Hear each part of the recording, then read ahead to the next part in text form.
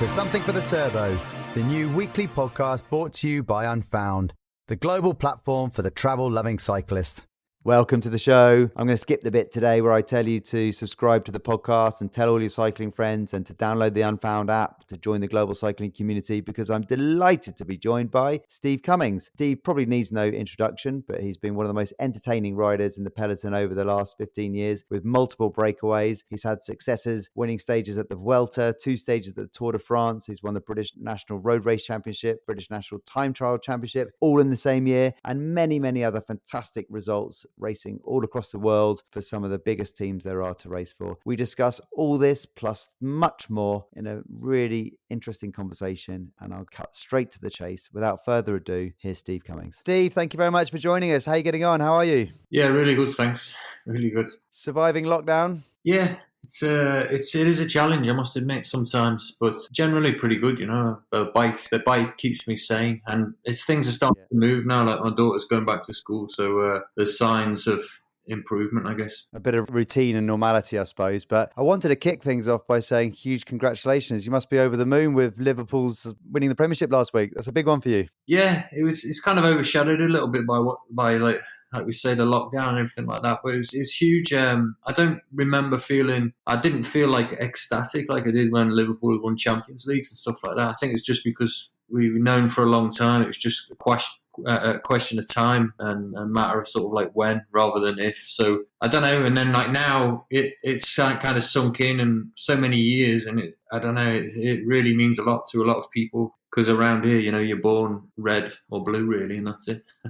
And it means a lot. Yeah, and I think for people that are listening, maybe not in the UK, it's a huge thing, isn't it? And I think the story behind Liverpool, and obviously with the Fenwick group as well, they got the monkey off the back with regards to the Red Sox as well. They won a World Series, didn't they, after many, many years? And it's been 30 years since Liverpool won the Premiership. Yeah. It's fascinating, their philosophy around, for those that you haven't seen the film Moneyball, they've taken sort of analytics and all that part of it and brought it into the sport, haven't they? Yeah, they just brought that feel-good factor, and everything they do seems to make sense, and they've invested. The style is they don't sort of really buy superstars. They sort of buy them developing and then develop them even more and turn them into superstars. And it's just a really good feel factor around the club and the style of football. Everyone's excited to watch. So, yeah, it's really nice moments for Liverpool for sure. Yeah, and bringing that into cycling, obviously we're going to come and talk about where you're at with stuff and the studying you're doing, but the psychology, the sports psychology of things, and just the team ethos. You've obviously ridden for some of the biggest teams in the world. How does that translate? I mean, can you see the importance of the off the field and feel good factor, as you mentioned there, to developing a good team and then subsequently performance? Yeah, absolutely. You have to be happy. You know, if you're happy, you'll perform better. So creating that culture, a happy culture, and sort of a winning culture, if you like, or I don't know, like a high performing culture is key. So it takes. I think it comes from the top, and then it drifts down, you know, and that's what I think Ineos and Sir Dave. He's the guy that sticks out in my mind in cycling, who's so good at creating that culture. Really? And that's just a transparency thing, or just a communication is key for that, or just generally creating a buzz and making everyone feel good about themselves? And I think it's just that high performance mindset he has, and he has experts in all those, in so many different areas, and no stone is sort of left unturned, and then that sort of creates and it drives people to be better, and that's a winning philosophy. And then the athletes themselves, it rubs off on the athletes, and the athletes are there kind of maximizing themselves. I'm not saying it's a picnic and everyone's happy all the time, but ultimately as an athlete you want to get the best out of yourself, and that's, I don't know, I think Sir Dave's done that really well over there. Well, for sure he has. And in terms of, so you've sort of gone through that transition. Obviously, you spent a couple of years or a year at Sky. How has the sport developed from that side of things, from when you first entered the sport up until sort of last year? Just in terms of the focus on that detail and performance and stuff like that. Have you seen a massive transition? I think I was involved with that from British cycling. So going like way back, that grew in British cycling. So Dave was in charge of everything there. So I was in that system already. So I've tried to, if I have ever left Sky or left British cycling, I've always had an attention to detail and tried to do the things in the background and find experts of my own to cover all bases, if you like. But in terms of other teams, I think other teams have definitely closed the gap and caught up. And I think it's been really good, beneficial for the sport, and it just drives the sport forward, really. And these marginal gains aren't necessarily marginal gains anymore. That it's almost like if you want to be competitive, you have to do it this way, because otherwise you're going to get left behind. So I think you've got to be doing it right. If people haven't done it or aren't doing it already, then it's maybe you have to start. Yeah, but it's ingrained in you. It's interesting from your pursuit background. We were just speaking off air, just mentioned your famous stage 14 win in 2015, but you talked about going back to your pursuit days, sort of closing that stage out as well, just in terms of how you broke it down and processed it. Yeah, basically I sort of always split a race into 3 phases. The initial phase of getting, in this case it was getting in the breakaway. Sometimes it's controlling the breakaway, but on that day, my objective was getting the breakaway, because the race would normally be won by a rider from the breakaway. And then you come into the second phase once you've nailed that first phase. And it's a different mindset. You're thinking about saving energy, and you're thinking about formulating or going through scenarios of what might happen with certain riders, how they might behave, how certain teams how tactics might play out in the final. And then you formulate your own plan, the best way to use your strengths and sort of expose other riders' weaknesses, and vice versa. You don't want people to expose your weakness. So formulating a plan, taking everything into consideration, the road, all the riders, and then you go into that final phase, which is you've kind of made your tactic, and then you just go out and deliver it, and you just sort of execute. And you got to execute it. You got to believe in it wholeheartedly, right? And just go for it. I think that's the thing. Yeah, I think once you've decided it's the right decision, then, and you've done it yourself, then you sort of empower yourself to, okay, this is the right decision. Now all I've just got to do is give 100%. That's all you can do, and you just go all in without doubts. I think when you've got doubts in your mind and doubts creep in, that's when it's like, should I go? Should I not go? And maybe for a split second you don't buy into it, and then you're lost.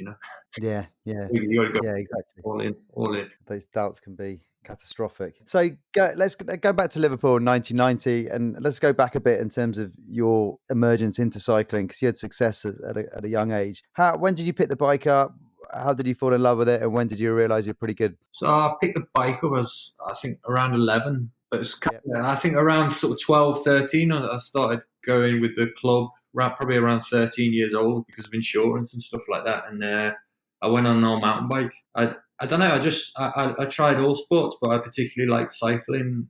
I think it was a sense of freedom it gave me, escapism, and getting to places that I couldn't get to with on foot or whatever, and just to get out of where I was, it just felt like escapism, and that sense of freedom that I really enjoyed. And then I started racing 14, 15, and just enjoying it, really, just like a natural transition. And then sort of I rode for the regional team and then the national team, and eventually it carried on like that. I went on the track a little bit, and that was good, gave me structure.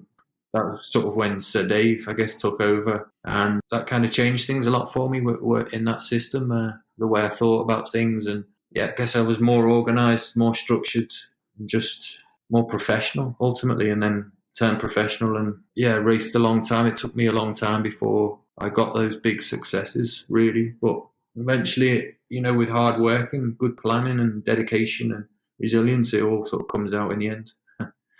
Yeah, well, I mean, it's because obviously you started.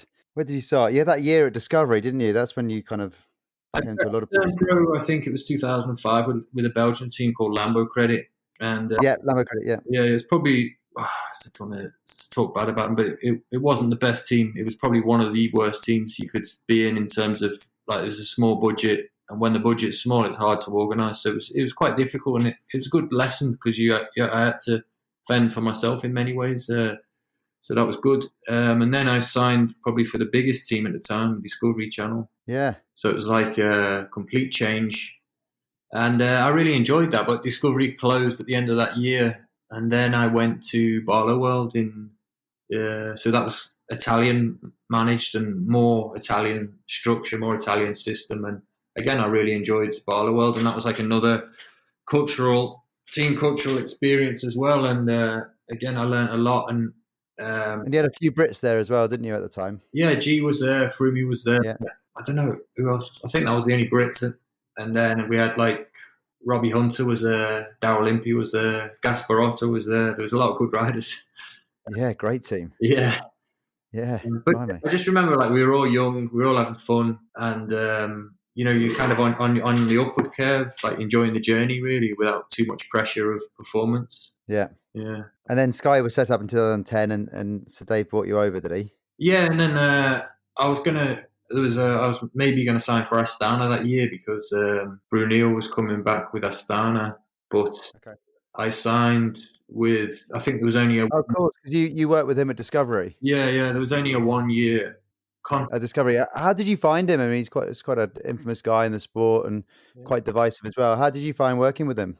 Yeah, I didn't do too much with him, but he was a nice guy.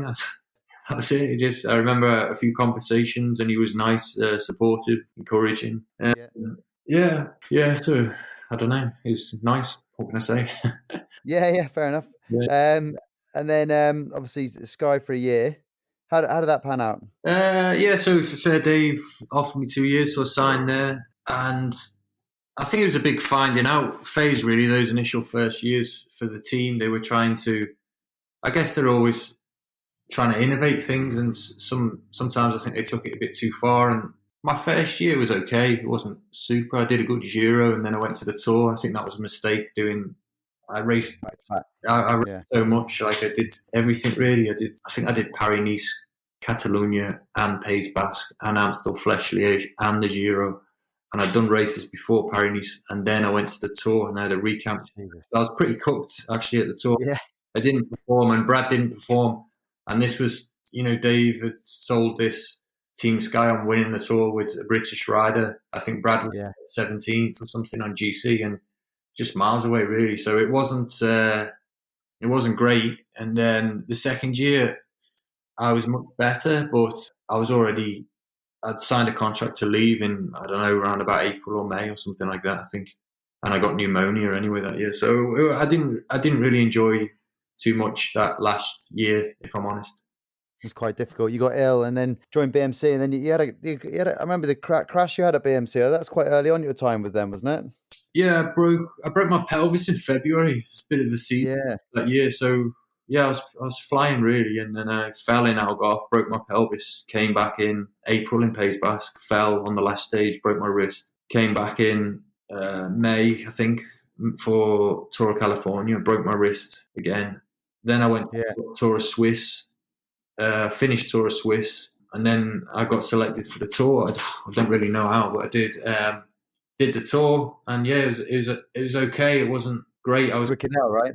Yeah, I did. He was defending champion, so he was a bit stressed as well. So that wasn't my favourite Tour either. And then I wasn't super, and I didn't really live up to expectations.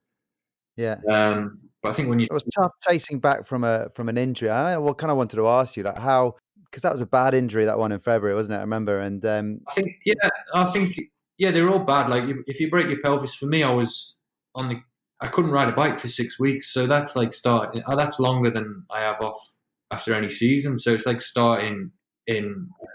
I must have been the end of March before I started, and I went to Pays Basque off like 2 or 3 weeks training. It's just, it's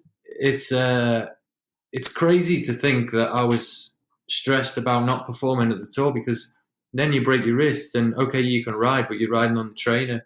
It's the mental energy as well that I used to get there, and I was completely done in really. I didn't have the depth, but like I say, the engine was good, and I started to come good at the end of the Tour, but it's a bit late. And then I think it was like the second to last hard mountain stage, I fell again really bad, and then they called me. I was in bed then because of this crash. I hit my coccyx. I fell down a drainage thing, and I damaged all the, I don't know, like your ligaments from your coccyx. So if you can imagine, I had pain from like my knee to my neck, and every time I moved, I was sleeping downstairs. I lost a lot of skin. And I didn't go on my bike, I think, for 10 days. And then the team called and said, "Hey, you're a little bit short on race days. We need you to go to the Vuelta."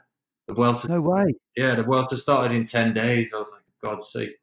So I went to the Vuelta, and I was just like mentally, I was just on my knees, and physically, I wasn't much better either. I couldn't like push 300 watts. And then, like, I remember the first climb we went up, I was dropped first, and I thought I wasn't going to be able to do a week in this water.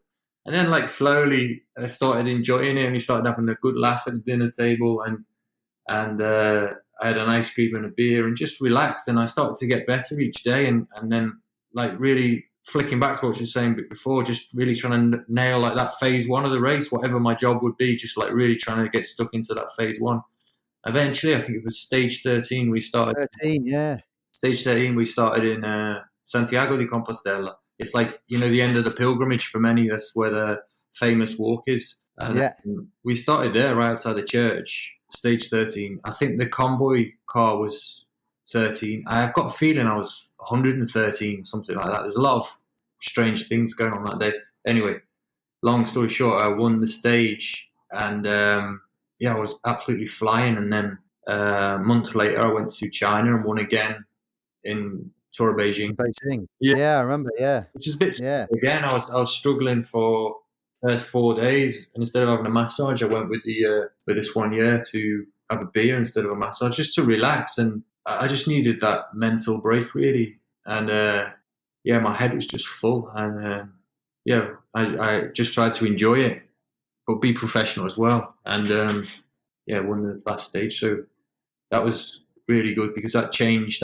They were my first World Tour victories, and then it's all of a sudden it's like a light switch is flicked. You think, oh, I could win at the World Tour. Why can't I win at the Tour? And then it gave me like a belief. So that's that you could do it. Yeah, definitely.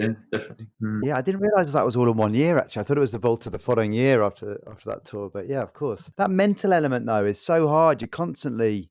Did you find that as a pro, almost the mental side tougher than the physical? Just constantly getting yourself ready, picking yourself up, injuries, down again, up again. It's quite a yo-yo, isn't it? Up and down, quite tiring mentally as well. Yeah. I was at the end of my limit that year, really mentally, and I remember going to see a witch doctor as well in Italy.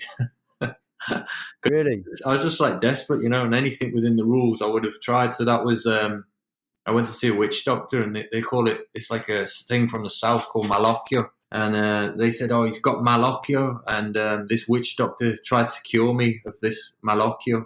And then I started, all my friends, Italian friends, bought me all these like little red chilies, which were supposed to, it was like, you know, like, I don't know what you call it, where you get, what's it called? Like little charms, you know, like good luck thing. I had all like bracelets on my wrist and stuff like that with clovers on and all sorts of this. Like, I don't know. I just felt like I needed something extra to stop all this bad luck. It was like, no.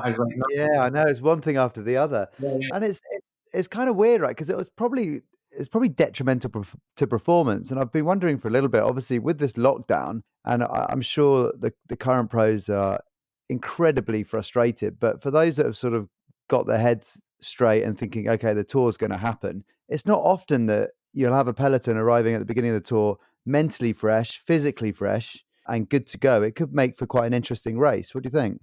I definitely think we'll see some surprises. And you know, there's some guys who train amazingly well and are almost ready to go just from training, and then perhaps there's others that need a little bit more race rhythm and stuff like that. But yeah, I think like one thing I always found with Grand Tours was if I was a bit short of race rhythm, I could always get it after a few days, because sometimes the first days aren't critical to the overall. Well, if you were going to ride the overall, I was never doing that. But for the GC guys, you know, they can sort of perhaps ride themselves in and find that race rhythm.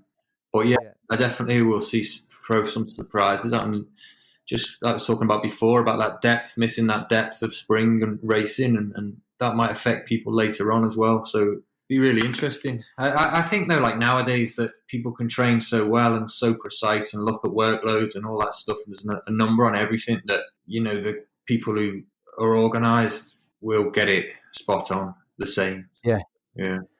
They'll get to the levels, they'll get to the numbers, they'll put the efforts in to get where they were. Because you've got the historical data, right? They can look back on that and see where they're at. And Exactly. I mean, you mentioned a bit of like the mental element, but you know, there's solutions for that as well.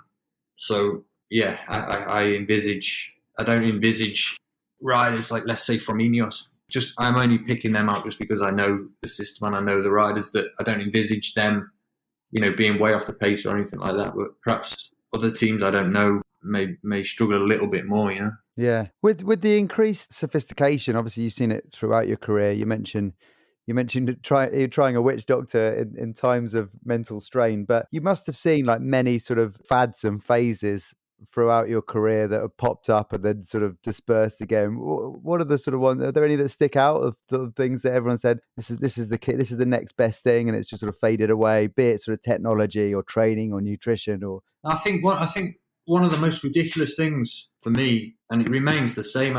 There's nothing that really jumps out at me. One thing that I say, oh, that's really crazy. Sometimes there was some things around diet and stuff like that, where I remember once, I don't want to mention names or teams, but we had to do a ride in training camp, and it was no breakfast ride, so fasted, nothing, only water, coffee. We went out, and it was like 2 hours, and we had to do some sprints, and the idea was to sort of like empty the glycogen out of the muscle. And then we went back, ate some cheese and something like that. It was like no carbohydrate, just like cheese. And then we did another session a few hours after. And the idea was to train the body when it was completely depleted. And I don't know, that just seemed, I don't know the science behind it, or the science probably makes sense, but in reality, it's so far from what you're going to do in a race. There's stuff like that in a way that just seemed ridiculous, because also it was like, I wasn't going to go home and do that. It was just like a one-off doing it at training camp, just sort of jumping through hoops to keep someone happy. It just seemed a bit crazy. But the other things, the main thing I think is when they bring new, whether it be nutrition, whether it be equipment, whether it be something else, they bring it out like during the biggest race of the year, just before or even during, like halfway through, say, "Oh, let's try this." And it's crazy. Yeah, new bike, it's crazy because no one really knows what's gonna happen. So I just, to be testing stuff at the biggest time of the year, that's probably the most ridiculous thing in my eyes. Absolutely crazy. So after BMC, it was to Qhubeka in your distinctive Newcastle tops in those early years, weren't they? Yeah, Juventus. Yeah. Juventus tops. Yeah, Juventus tops. Yeah. How did that move come about? Actually, so yeah, the management changed in BMC, so I went from like really happy to not super happy. And someone new comes in, he just doesn't rate you, and you kind of, your writing's on the wall. And I was struggling, and to be honest, I was struggling to find a team. And then Brian Smith contacted me, and that came up in September. To be honest, I was actually thinking I was gonna maybe stop, and then Brian, really, Brian called me, and they offered me a good deal. I just had enough of it as well. I think mentally I was just sick of, I don't know, it just seemed so.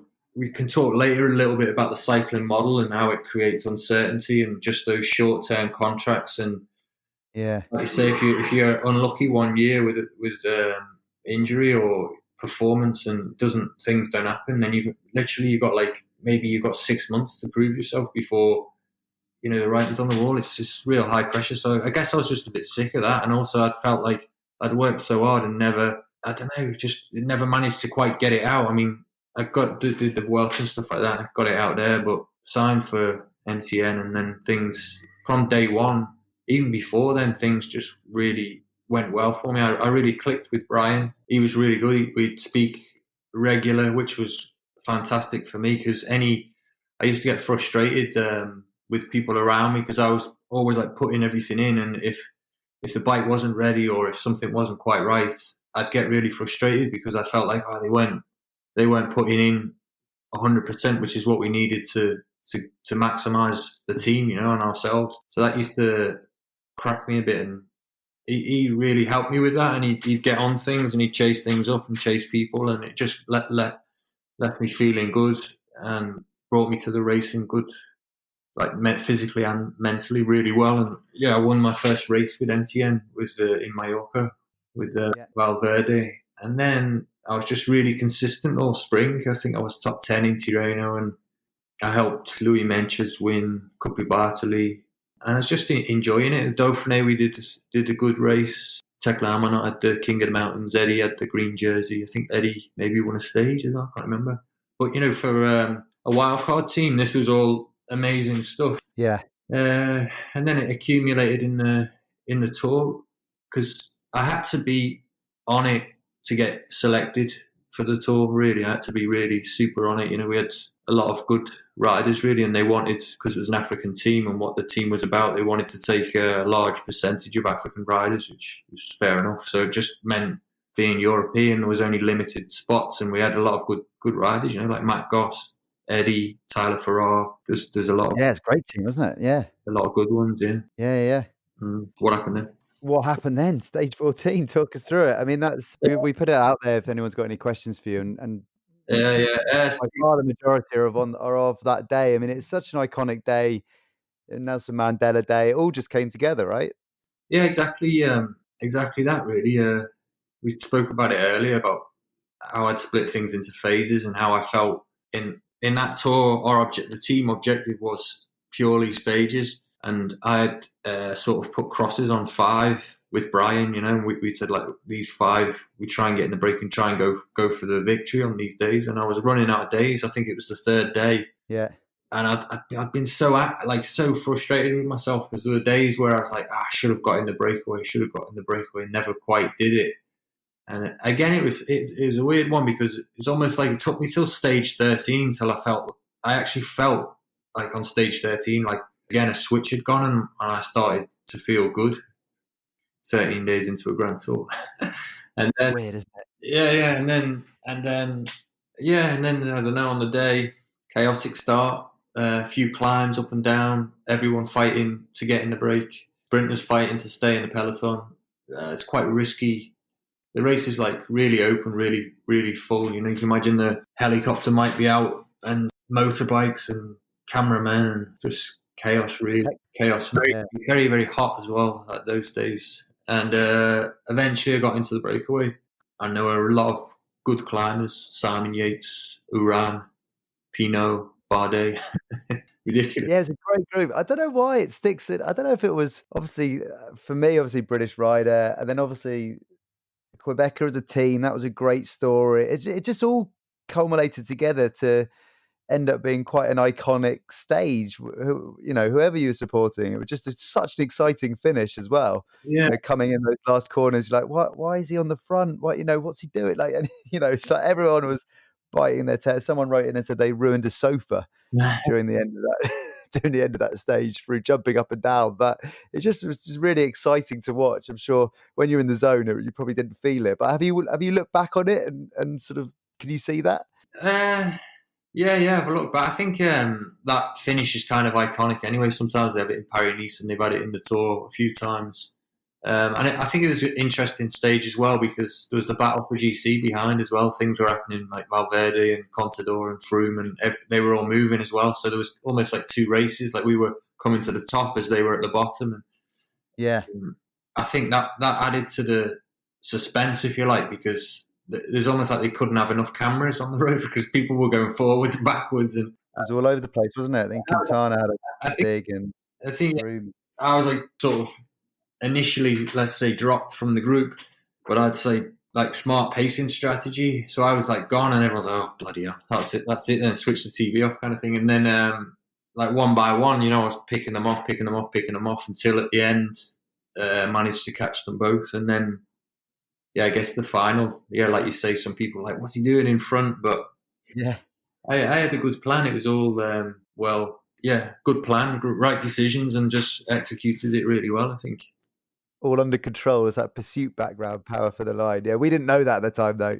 Yeah, I think there was a number of factors that maybe made that decision. Like one was like aerodynamics. I knew that that was really polished. I'd put together myself on the bike was really polished package, and I felt if I could just get a little gap with my power on the flat and my weight compared to the other two, I'd just pull away from them mathematically. Yeah. And so, I guess that's what, going back to what we said, where you just really commit. You have a plan and you just really commit to it. But also I knew anyway that I'd win the sprint. I don't know, I just felt like with a K to go, I just felt like I wasn't going to lose because it was a once-in-a-lifetime opportunity. Yeah.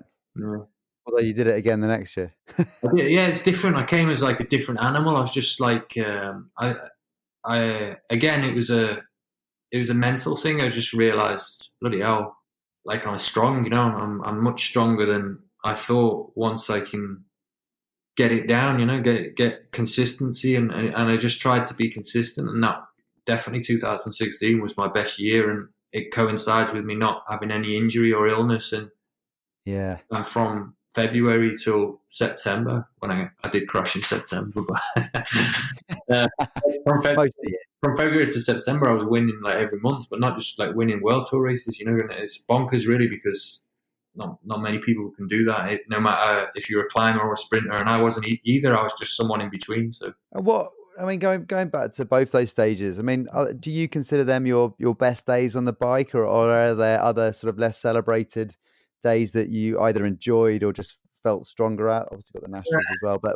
what are your favourite days? What are your favourite memories from your racing career? I think results wise, they were probably the best. They're the best 15, 16 stage wins in the Tour.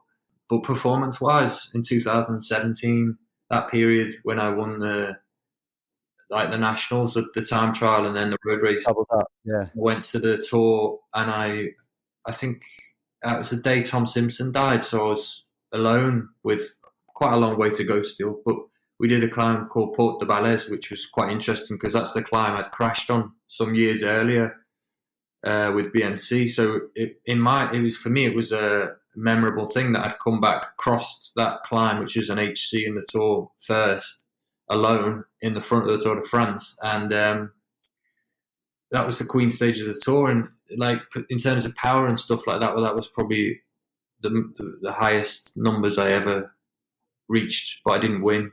But that was 2017, wasn't it? Yeah. I think as well, like I smashed my shoulder. I had 2 surgeries. So in the beginning, because I was going to say, because at the beginning of the year, didn't you had a big crash in 2017, didn't you? Yeah, I hit a bollard at like 50k an hour and smashed my collarbone, sternum, and scapula, and I had a surgery in my collarbone, and then a few weeks later I slipped at home and needed another surgery on the scapula. So I hadn't ridden on the road. I was strapped. They strapped me to the turbo trainer, like from the roof, because I couldn't put any weight through so I was riding strapped with my chest, and I was still making like good power. It was ridiculous. I was just riding non-handed. And then when I got back on my bike, my first road ride I remember was 10 days before the national champs. And when I went out on the road, I felt a bit funny. My balance wasn't quite there because I hadn't ridden on the. And I knew I was really good physically, and I was training the same amount, the same intensity. Everything was the same as what I would have done on the road. I was doing it on the trainer, strapped to the roof, basically.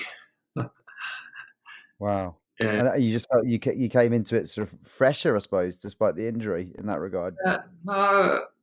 Fresh was never good for me, but I just came into it. I was just super motivated. I was just determined. I knew, like, I was 36. I knew I didn't have that many years. I knew from the previous year, from 16, that if I could just get there, I'd have a chance to win another stage. I don't know. I guess it was just that period from, let's say, from 16, where I just felt like when I was in top shape, on the right roads, under the right conditions, if I created the right race for myself, then I'd win the bike race. That's amazing. From like, you have to put this in context. So I couldn't win on like Alpe d'Huez or anything like this. This is what I say, if it was on the right kind of roads, under the right circumstances, so like a breakaway stage or something like that. So something you really design yourself into. It didn't really matter who was there. I just felt like I could find a way to win. Yeah. You mentioned there you were sort of conscious that you were 36 at the time. Obviously, you hung up your wheels end of last year, wasn't it? When did you start preparing or thinking about retirement? Obviously, you mentioned that prior to signing for Qhubeka, you'd first thought about it. But this time round, when did you start the planning, and what were the plans, or are there any plans? Where are you at with things, and how long did that process take to get to the retirement piece? Probably quite late, actually. I started planning for retirement when it was 2018. Really, I don't know. I just came to a point where I felt like, I don't want to say I'd mastered cycling. I didn't feel like that, but I just felt like on top of it, where it was just like a process I'd go through, and I'd come out the other end with top shape, ready to win. I mean, I was still looking to improve and still looking to make things better, all aspects. But I just felt like I needed more, so I wanted to start studying. So I started studying And in 2018, where are we now? I think 2019. I wasn't studying at the tour, but that year I did my first year at uni. So I think that was they were the times when I started thinking, which is crazy, really, because the one thing that's sure in any athlete's career is that eventually you're going to retire. So that was the first time I'd really thought, oh bloody hell, what am I going to do when I retire? You're just stuck in a bubble because you're doing what you love. And I was so passionate about the bike, and I love riding the bike, and I loved the preparing, and I just loved it. I don't know. It's just like I was living the dream, literally. So, were you ready to retire when you finished? No, it doesn't sound like I do. No, I wasn't really. I didn't want to stop. But at the same time, I was acknowledging that every time I fell towards the end, I'd break a bone, and I wasn't falling particularly more than anyone else. It just when you're young, you get up. When you're old, because you've been on a bike and you've been on these calorie restricted diets for so many years, and your bone density is dropping, I'd just break. So I'd actually looked at putting a protocol in place and seeing what we could do with bone density, and there are some things you could do to try and improve that and stop that happening. But in the end, there was no opportunity, and the career ended with 4 broken vertebrae, really. And so I didn't realize that. So that the sort of being so conscious of your weight the whole time, and obviously cycling reduces bone density as well. That's a recipe for disaster, is it? Or it just makes it tougher? I think like high volumes of training and it's not impact as well. It's like exactly. That reduces that doesn't help, does it? And then you get off the bike and you sit on your bed because you rest, and I think a lot of riders have a low bone density when they finish their careers. Yeah. So with the study, what is it that you're studying again? It's I'm studying business and sport management. Yeah.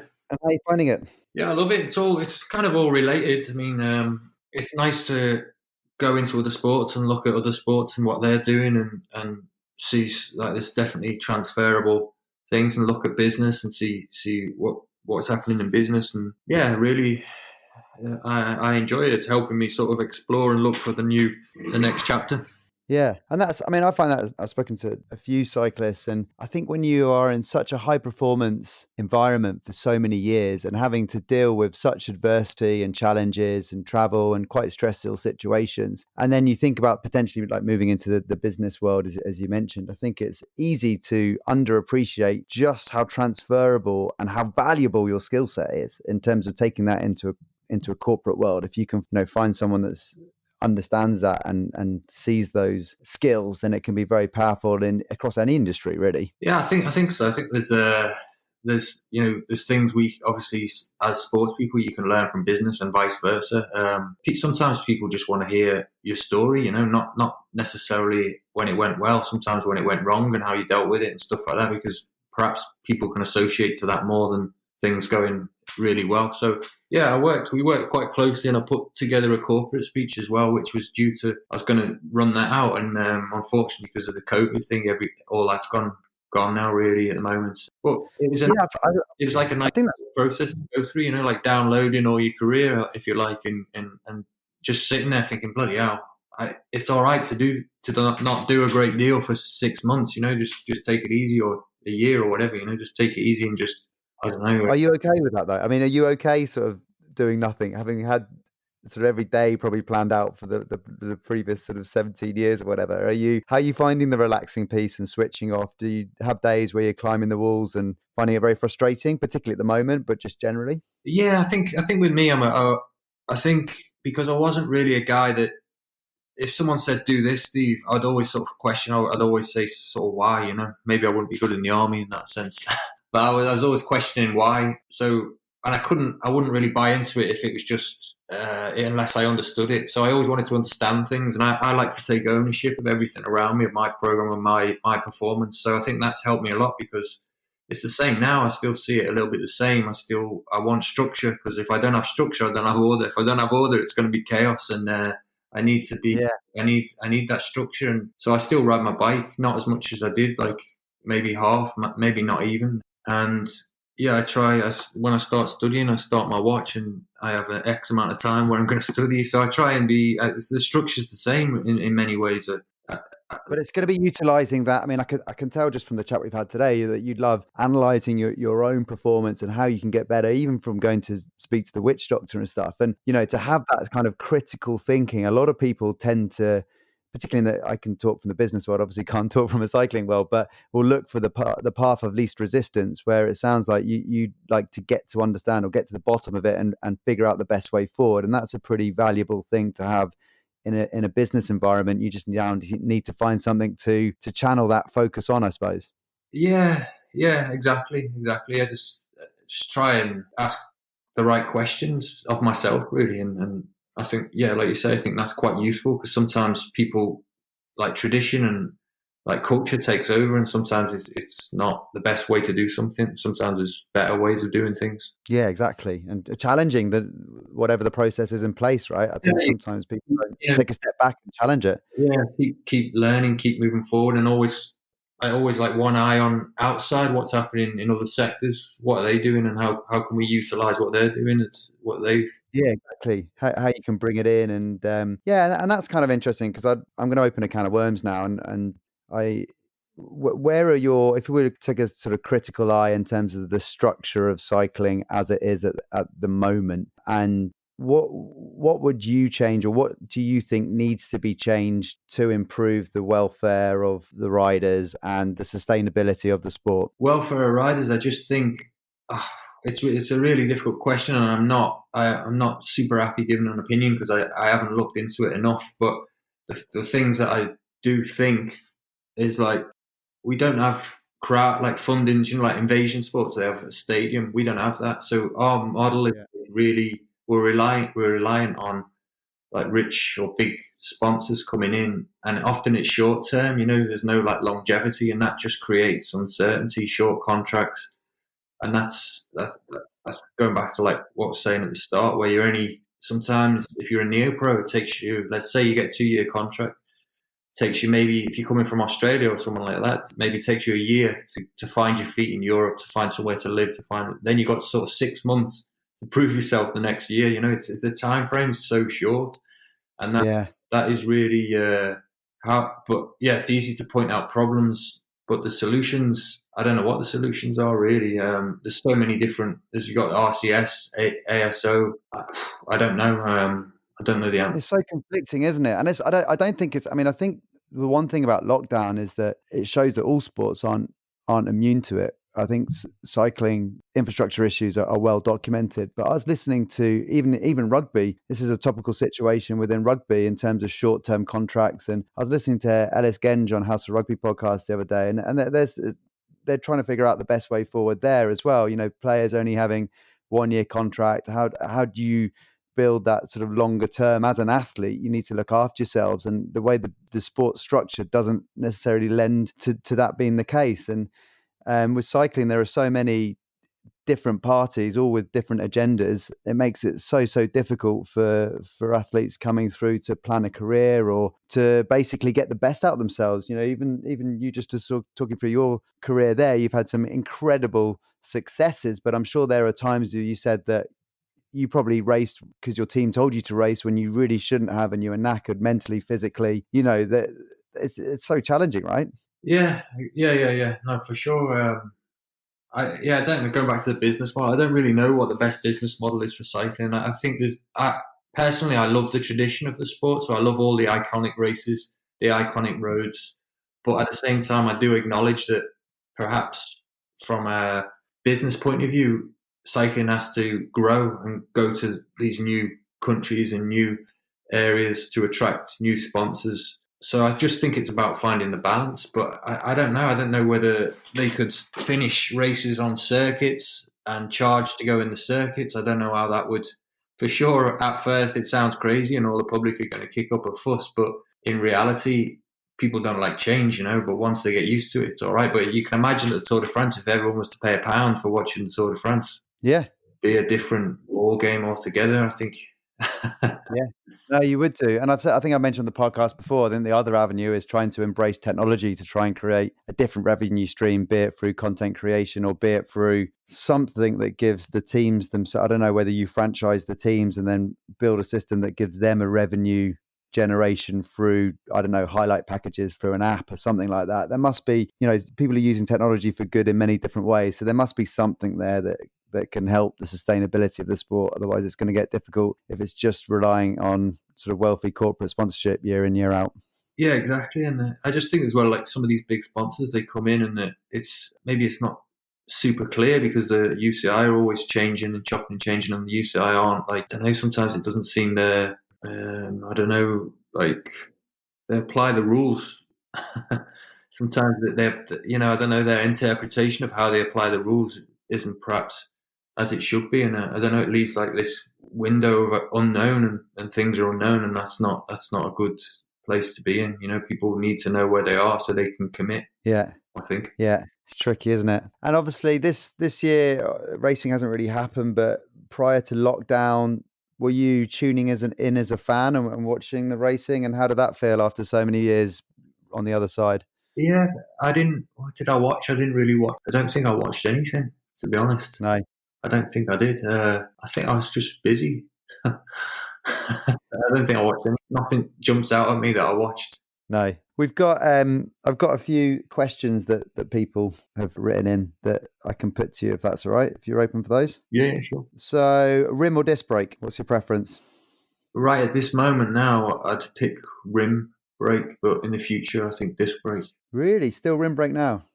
Well, for me, it was always the bike was a bit too heavy with disc brakes. Disc brakes, for sure, they work better, no question. But rim brakes, you as a racing cyclist, you want your bike to be 6.8 kilo, and I never found the disc brake bike that was at my size, but perhaps it exists in other models. I don't know. Very good. And did you keep bikes throughout your career that you raced on? Yeah, I kept. I have what I got. I got like what have I got? I got a Cervelo from 2016 that I bought, and that's it really. That's the only one I kept. Anyone kept? And which is your favourite bike you've raced on throughout your career? I have to say that bike, just because I had the most success. It suited my style. It was like an aero bike that was pretty light. Yeah. But also I did like the BMC SLR, the rim brake version. I thought that was kind of like an all round bike. It did everything. It was sort of comfortable, stiff, light, and I don't know. I like that bike as well. I got a question from the Peak Talk, which is a YouTube channel. I don't know if you've ever seen it. Have you seen them? It's worth checking out. He's a friend of Unfound. He's an engineer and does some really interesting videos around technology, aerodynamics, and all things engineering. But he said, given your propensity to chill at the back of the peloton, you're clearly comfortable following wheels. However, were there any wheels that were slightly more sketchy? Any nationalities or any particular riders that you're always a little bit wary of? Yeah, for sure. But I don't really want to name names But in the end, I think as a rider, it's better to look for who the good ones are, try and follow the good ones. Follow the good ones, yeah. Yeah, and it's the same like in the peloton. It's better to look for sort of gaps as opposed to obstacles. Otherwise, you'll find just hitting an obstacle. Yeah, or bollard at 50 kilometers an hour, as you found out intimately. Exactly. Which is good. And just in terms of all the incredible riders you've raced against over the years, who are the couple that really stood out as sort of next level ability and talent? That's a good question. Ability and talent. I don't know. I really like Vincenzo Nibali because he kind of can do everything, and he's kind of done everything. Yeah.